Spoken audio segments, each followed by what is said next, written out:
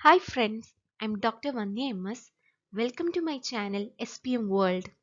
Today, I'm going to teach you regarding newer guidelines for TB management.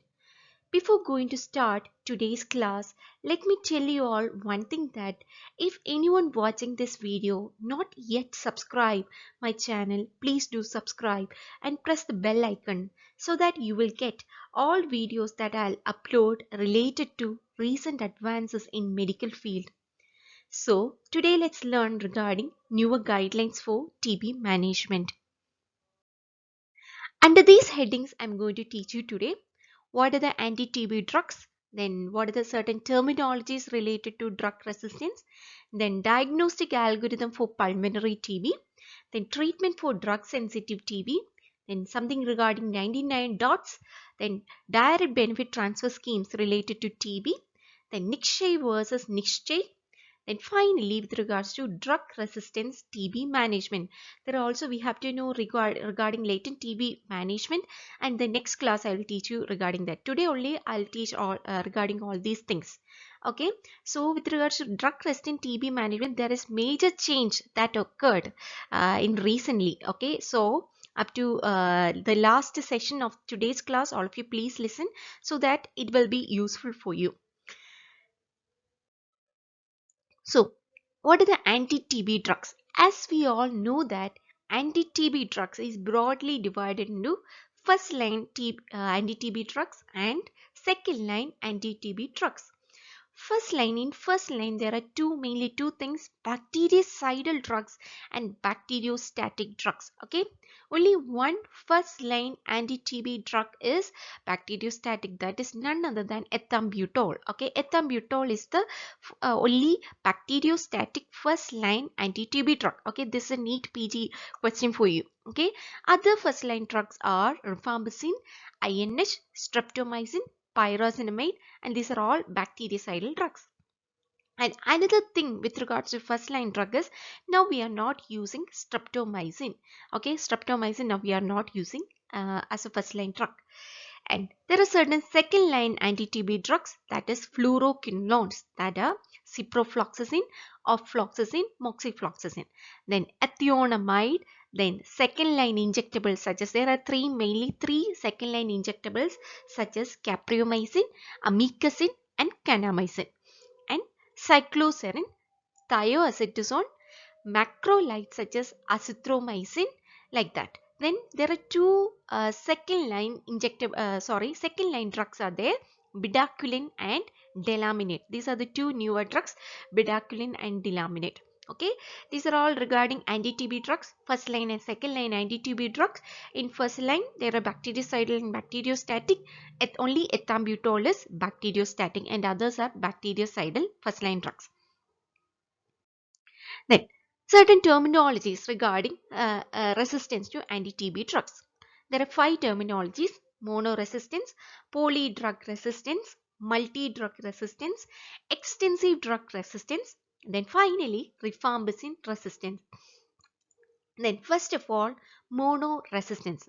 In this, as the name suggests, there is only one. Okay, here there is only resistance to only one first line anti-TB drug, either of the any first line anti-TB drug, either one. Okay, in mono resistance there is only one first line anti-TB drug. Okay, second one is polydrug resistance. As the name indicates, poly, that is more than one. Okay, in this there will be resistance to more than one first line anti-TB drugs. This is important, other than INH and rifampicin, that is polydrug resistance.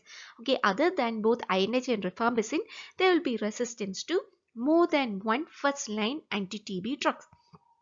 Then third one is multi-drug resistance. Here there is resistance to both, at least both INH and rifampicin. Okay, that is multi-drug resistance. This is different from polydrug resistance. That is, in this there is exception to INH and rifampicin. In multi-drug resistance there will be resistance to both at least INH and rifampicin. Then fourth one is extensive drug resistance or XDR-TB. There are three things in XDR, extensive drug resistance. Number one is MDR. There will be MDR resistance, multi-drug resistance, that is at least INH and rifampicin. Then there will be resistance to any of the fluoroquinolones, that is ciprofloxacin or floxacin, like that. Then thirdly, it must be resistant to one of the three second line injectable, that is amikacin, kanamycin, and capreomycin. Okay, these are the things comes under extensive drug resistance. In extensive drug resistance, there are three things we look for: MDR resistance plus any of the fluoroquinolone resistance plus one of the three second line injectables. Okay. Then finally, rifampicin resistance, that is there is resistance to rifampicin with or without resistance to any other anti-TB drugs. Okay, these are the terminologies regarding resistance to anti-TB drugs: mono resistance, poly drug resistance, multi drug resistance, extensive drug resistance, and rifampicin resistance. Coming on to diagnostic algorithm for pulmonary TB. This is also important for those who are preparing for NEET entrance, and also for those who are physicians. Okay, for treating purpose also this diagnostic algorithm is important for any presumptive TB patient. That is, presumptive TB patient is any patient that comes with signs and symptoms suggestive of TB. That is, cough more than 2 weeks, and then evening rise of temperature, then significant increase in loss in body weight loss, like that. Okay, significant reduction in body weight, okay, for past 3 months, that is 5% reduction we usually look for. Then for any presumptive TB patient, we have to look for both smear examination and chest x-ray. Okay, smear examination, chest x-ray. Thereafter we will get four scenarios. Okay, smear positive and chest x-ray suggestive of TB. Then smear positive but chest x-ray not suggestive of TB. Then smear negative but chest x-ray suggestive of TB. Smear negative and chest x-ray not suggestive of TB. These four scenarios we will get. Okay. So in the first two scenarios, that is smear positive and chest x-ray positive, then also smear positive and chest x-ray negative, then we can call it as microbiologically confirmed TB. Okay, and another two scenarios, that is smear negative but chest x-ray suggestive of TB, and also smear negative and chest x-ray not suggestive of TB. And if there is any clinically high suspicion for fourth scenario, we have to do CBNAT, that is cartridge based nucleic acid amplification test. Okay, but nowadays we are doing CBNAT for all presumptive TB patients. Okay, earlier we will do only these two scenarios. Now we are doing CBNAT for all presumptive TB patients in a phased manner. Okay, so in CBNAT, what is CBNAT is cartridge based nucleic acid amplification test. In this we are looking for two main things. Number one is we are looking for is there is any TB bacilli. Okay, number two is there any resistance to rifampicin. Okay, rifampicin, that is the first line anti-TB drug. Okay, two things we are looking for in CBNAT, and within 2 hours we will get result. Okay, within 2 hours we will get result in CBNAT. Okay, in earlier we didn't use CBNAT for every presumptive TB patient. Okay, so if you're not using CBNAT for every presumptive TB patient, we will lose some of the rifampicin resistance. We will just start with for only sensitive TB treatment, and we will end up in mess. So in order to avoid that, we have to look for any resistance to anti-TB drugs in the first stage itself, so that our health program started doing CBNAT. Okay, when I think about health program, there is an important thing for that. Okay, now still recently we are following RNTCP. Okay, revised National TB Control Program.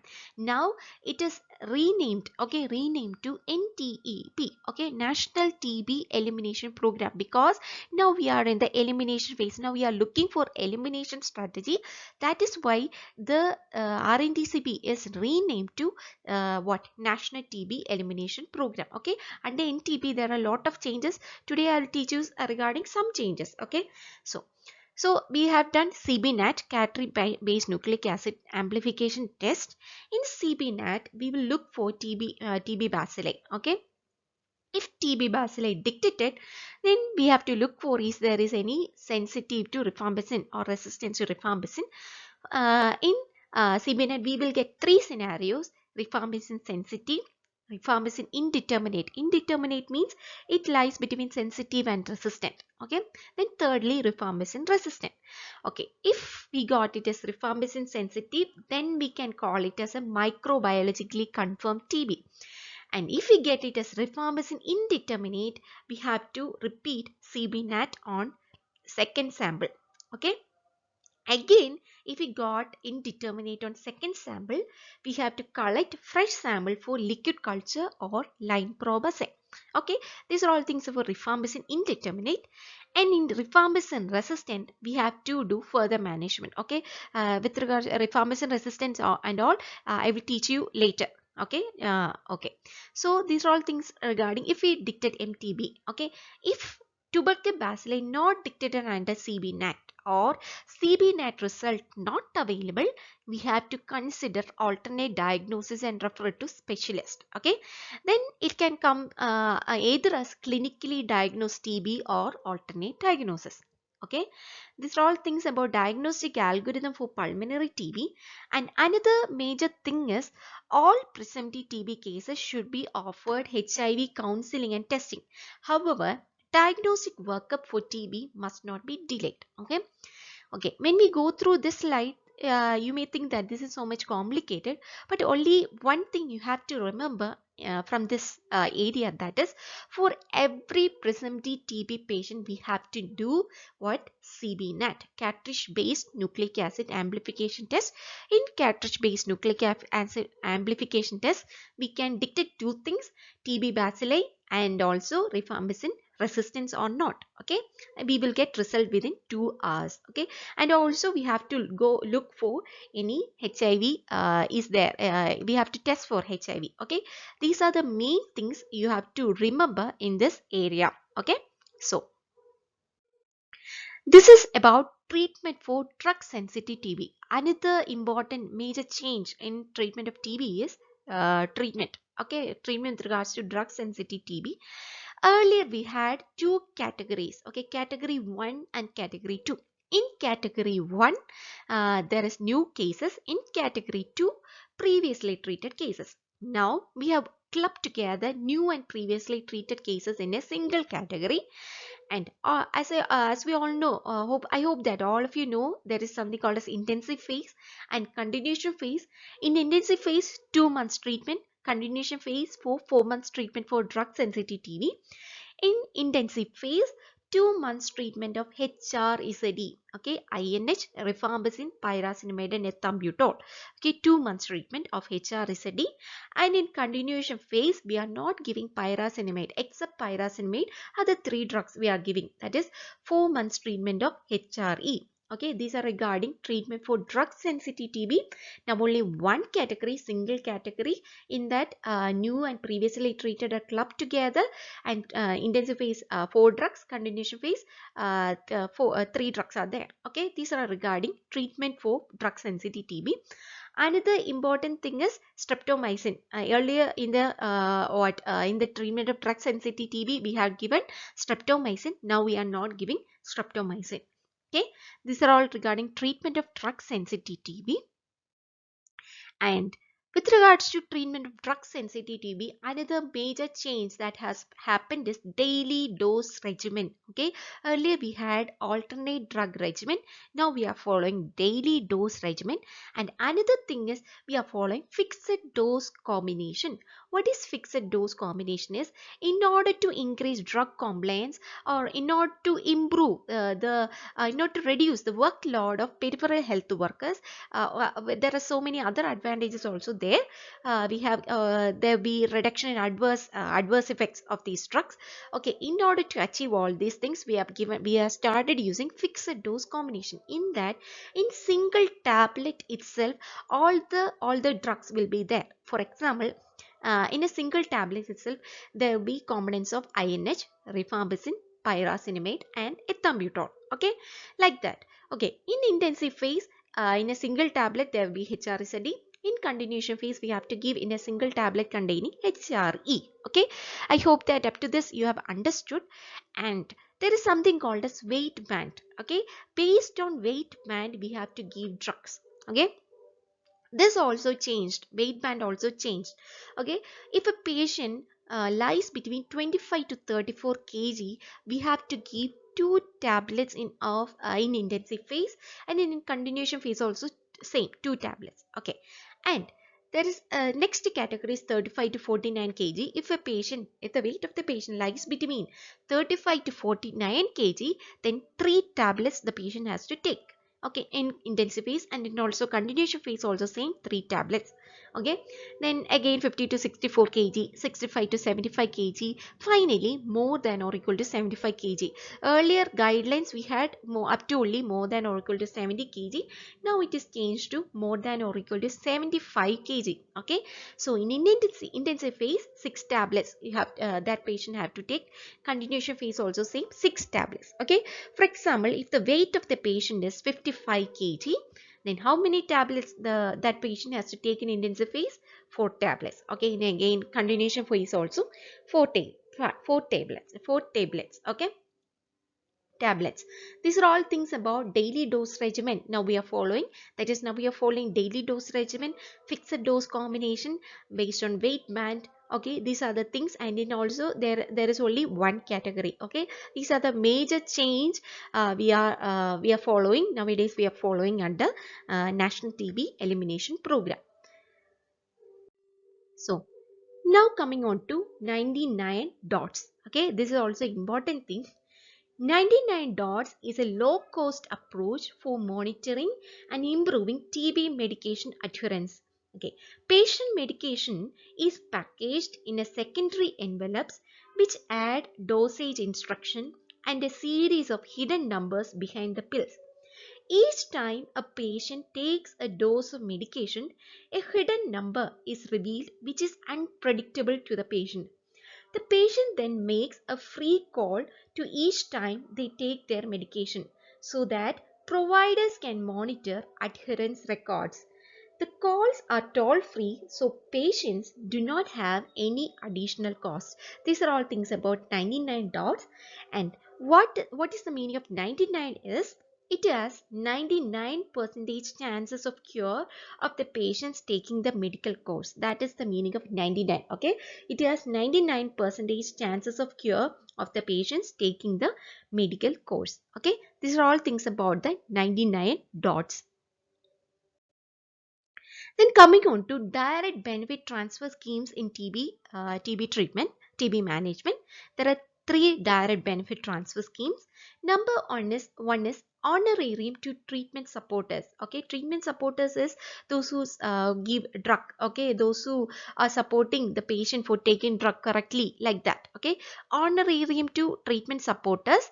Okay, for completing treatment for first line regimen or H monopoly drug resistant TB regimen, the treatment supporter will get rupees 1000. Okay, the treatment supporter can be ASHA worker or any peripheral health worker or any volunteer or any teacher. Nowadays we are considering the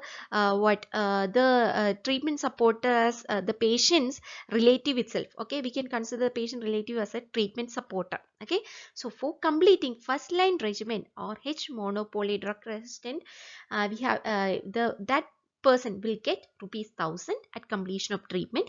In case of drug resistant TB, other drug resistant TB case, the treatment supporter will get rupees 2000 at completion of intensive phase, rupees 3000 at completion of treatment. Okay, these are the honorarium for treatment supporters. Then second one, something called as Nikshay Poshan Yojana. This is important. Nikshay Poshan Yojana. In this, the patient, okay, the patient, which whatever the patient may be, it can be drug resistant or it can be drug sensitive. Whatever the type of patient, the patient will get rupees 500 per month. Okay, Nikshay Poshan Yojana, nutrition support. Okay, rupees 5500 per month for patient. Then thirdly, incentives to private providers. The private providers or private treating facility will get rupees 1000 those who notifies and follow up the patient till end and declare outcome. Thus, there are three direct benefit transfer schemes in TB management, that is honorarium to treatment supporters, second one Nikshay portion Yojana, third one incentives to private providers. Then there is something called as Nishchay and Nikshay. Okay, Nikshay and Nishchay. This is important for NEET PG, those who are preparing for NEET PG entrance. Most probably you will get a question from this area. Nikshay and Nishchay. Nikshay is for TB monitoring. Okay, TB monitoring. Nikshay is for TB. That is, first of all, when a patient comes, we have to register the patient in Nikshay portal and we have to monitor further that patient. Nikshay is for TB. Nikshay is free free pregnancy test. Okay, it's a pregnancy card. Okay, the person will get pregnancy testing card is for free. Okay, Nikshay is for free pregnancy test. Nikshay is for TB monitoring. Okay, so these are all about Nikshay and Nishchay. And coming on to drug resistant TB management. Okay, this is another major change that has happened recently. Okay, integrated drug resistant TB algorithm. For all presumptive TB patients, all notified TB patients, and also those who are non-responder to TB treatment, we have to do NAT. NAT is nucleic acid amplification test. Okay, nucleic acid amplification test. In this, we look for rifampicin resistance or sensitive, like that we are looking for. If rifampicin resistance not detected, we can start with first line treatment. Okay, then we have to look for is there is any resistance to INH. INH is also first line anti-TB drug. Okay, for that we are looking for FLLPA. FLLPA is first line probe assay. Okay, so if we are looking, if rifampicin resistance not detected, we have to start with first line anti-TB treatment, and again we have to look for is there is any resistance to INH. For that we are looking for first line probe assay. We are doing first line probe assay. In first line probe assay, we will get two things: INH resistance or INH sensitive. If INH resistance not detected, we can continue with first line treatment. If INH resistance detected, we have to do second line probe assay and liquid culture drug susceptibility testing. Okay, here we are looking for is there is any resistance to second line anti-TB drugs. For that we are doing second line probe assay and liquid culture drug susceptibility test. And we got any resistance to second line drugs, we can call it as, we have to follow all oral H mono or poly drug resistant TB regimen. Okay, this is a new terminology you have to know. Okay, all oral H mono or poly drug resistant TB regimen. Okay, these are all things with regards to rifampicin resistance not detected in NAT. Okay, if rifampicin resistance detected in under NAT, then we have to do simultaneously for first line probe assay, second line probe assay, and liquid culture drug susceptibility testing. In this, we are looking for is there is any presence of non-drug susceptibility based criteria and or resistance to levofloxacin or moxifloxacin high dose, kanamycin or capreomycin or amikacin, that is any of the second line injectable, or pyrazinamide clofazimine, and or INHA mutation detected. If all these things are there, then we have to follow all oral longer MDR TB regimen. Okay, all oral longer MDR TB regimen that we are following for XDR TB. Okay, all oral longer MDR TB regimen. And if we got it as negative no, then we have to give shorter MDR TB regimen. Okay, there is one more scenario is there, unknown. If there is no presence of like that, if there is no resistance to or INH mutation detected and unknown, and then we have to look for, we have to search for any history of use for more than 1 month of anti-TB drugs, or intolerance to moxifloxacin high dose or kanamycin or ethionamide or clofazimine. If this is no, then again shorter MDR-TB regimen. If this is yes, all oral longer MDR-TB regimen. Okay, when you see the scenario, you will get so much confused, right? So for your knowledge purpose, there are three things you have to look for. That is, in this there are three things. That is all oral H mono or poly drug resistant TB regimen, then all oral longer MDR-TB regimen, then thirdly shorter MDR-TB regimen. Okay, so in that you will get rifampicin resistance. If rifampicin resistance not detected, you have to go look for is there is any INH resistance. If INH resistance, you have to look for any second line symbol, right? Second line drugs, any resistance. And in if rifampicin resistance detected under NAT, you have to again look for first line any resistant to first line anti-TB drug, then second line any second line drugs. For that we have to look for second line probe assay and liquid culture drug susceptibility test. In that two scenarios, you will get shorter MDR-TB regimen and all oral longer MDR-TB regimen. Okay, these are all things about integrated drug resistant TB algorithm. And this is another major change for treatment of drug resistant TB. As I already mentioned, there are three things you have to know: all oral H mono poly drug resistant TB regimen, then shorter MDR TB regimen, then third one is all oral longer MDR TB regimen. Okay, for all oral H monopoly drug resistant TB regimen and also all oral longer MDR TB regimen, intensive phase and continuation phase are clubbed together. Earlier we had in both intensive phase and continuation phase are separate.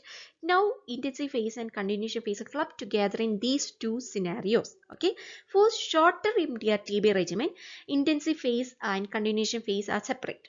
Okay, for oral H monopoly drug resistant TB regimen, in this we have to give 6 months treatment of levofloxacin, rifampicin, ethambutol and pyrazinamide. Okay, in the drug sensitive TB, HR is a D, right? HR is a D in the intensive phase. Instead of H, we have to use levofloxacin in or all oral H monopoly. In this, INH resistance is there, so we won't be able to give INH. So instead of INH, we are giving levofloxacin. Okay, for all oral H monopoly drug resistant TB regimen, 6 months treatment of levofloxacin, rifampicin, ethambutol and pyrazinamide. And second one is shorter MDR TB regimen. Okay, shorter MDR TB regimen in intensive phase, 4 to 6 months of moxifloxacin high dose. Okay, moxifloxacin high dose, then any of the kanamycin or amikacin second line injectable drug, then ethionamide, clofazimine, pyrazinamide, then INH high dose, ethambutol. Okay, moxifloxacin high dose, kanamycin or amikacin, then ethionamide, clofazimine, pyrazinamide, INH high dose and ethambutol. And in continuation phase, 5 months treatment of high dose moxifloxacin, then clofazimine, pyrazinamide and ethambutol. Okay, these are regarding shorter MDR TB regimen.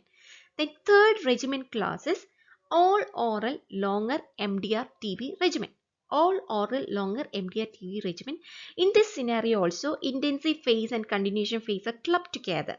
In this, we have to give 6 months treatment of bedaquiline. Okay, bedaquiline 6 months and 18 to 20 months treatment of levofloxacin, linezolid, clofazimine, cycloserine. You can remember like this: 2 L is there, 2 C is there. Okay, levofloxacin, linezolid, clofazimine, cycloserine. Simple, right? Okay, earlier we have some complicated treatment for all these things, but now it is again simplified. Okay, so that we can understand better, we can by heart better. Okay, these are all the advantages for the new guidelines. Okay, there are three regimen class: all oral H monopoly drug resistant TB regimen, shorter MDR TB regimen, all oral longer MDR TB regimen. So management of latent TB, this thing I'll teach you in the next class. Okay, there is also so many changes happening regarding management of latent TB. From this area also you may get questions from this area. Okay, treatment also change latent TB. So in the next class we will learn regarding latent TB management. So today we have learned regarding only drug sensitive TB management and drug resistant TB management. I hope that you all understood from these areas. Okay, so if you like this video, please share with your friends and also subscribe my channel so that you will get more videos related to recent advances in medical field in the further classes. Okay, so thank you all for listening. Thank you.